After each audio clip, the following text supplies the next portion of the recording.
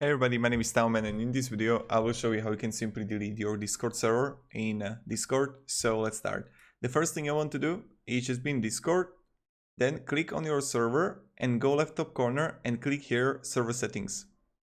When you will be here, you're gonna see right down delete server, and this is like what you want to click, delete server.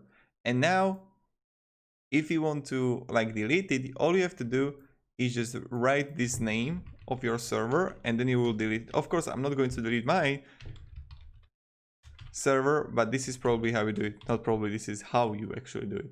Thank you very much everybody for watching. If you have any questions, guys, ask in down in comments, but don't write this question mark here. Only this is the way, without the question mark. Thank you very much everybody. Have a great day and goodbye.